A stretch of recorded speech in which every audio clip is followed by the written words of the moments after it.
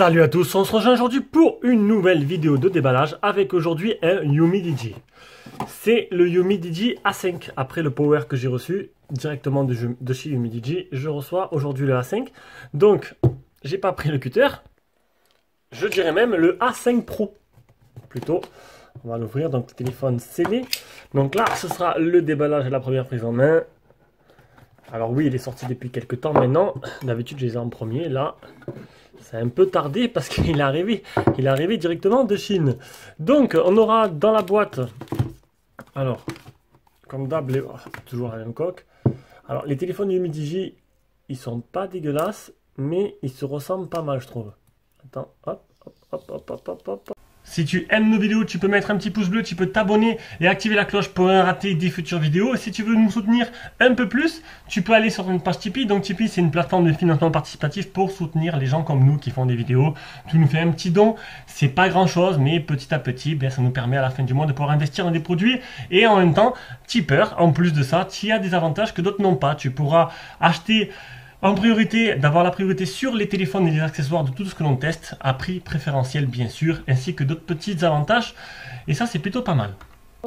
Donc c'est un téléphone qui, ne me demandez pas, qui a été réservé par un tipeur. Donc si vous aussi, vous voulez pouvoir prétendre à acheter un téléphone de test, il faudra être tipeur. Bon, voilà. Donc du coup, déjà, il faudra que je me... une petite carte bleue, et après, c'est reparti. Donc, comme d'hab, hop, on aura une coque, la même coque en silicone que tous les Umidigi. Alors ils vont avoir un revêtement, ils ont déjà acheté pas mal de camions parce que c'est exactement la même coque que tous les autres. Ah, il est plutôt joli par contre. Alors on va essayer d'enlever ce qui s'est collé là. Donc il y a un film à l'avant, un film à l'arrière. Regardez cette couleur que j'ai pris comme elle est magnifique. Alors là il pète, là il claque comme ça.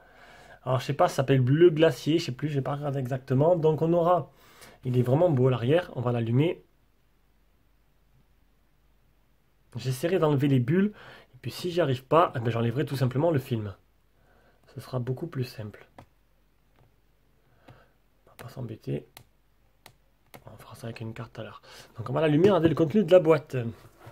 Donc dans la boîte, on aura un chargeur. Alors un chargeur, donc 5 volts 2 ampères. Donc c'est un téléphone qui coûte pas très cher, qui est aux alentours de 100 € si je dis pas de bêtises. Je verrai ça plus à peu près dans le test. C'est vraiment le déballage, mais on n'a pas du type C dessus. C'est dommage. Pas de type C. On aura le petit trombone. Et là, il y a le Umidigi X qui va être annoncé. Et bien sûr, qui sera en test aussi sur la chaîne. On va ranger ça tout ça tout proprement. Voilà. On va s'intéresser au téléphone. Donc ça change un peu la forme du téléphone, change un peu de ce qu'ils ont fait avec les derniers téléphones Umidigi. Là, on a vraiment un téléphone... franchement, là, niveau design, c'est plutôt classe, j'ai envie de dire. France et France, hop. Il a l'air de très bien réagir. Le Wi-Fi, on s'en fout pour l'instant. Date et heure, service Google. Bizarre, l'image, elle a changé de couleur. Je sais pas ce qu'il a ce soir, le S7. Déverrouillage après empreinte, allez, on va le faire. Donc à chaque fois, je testerai parce qu'à chaque fois, j'oublie durant ce déballage. Donc déjà, il est très réactif. Ça, c'est plutôt pas mal. Alors, posez le doigt.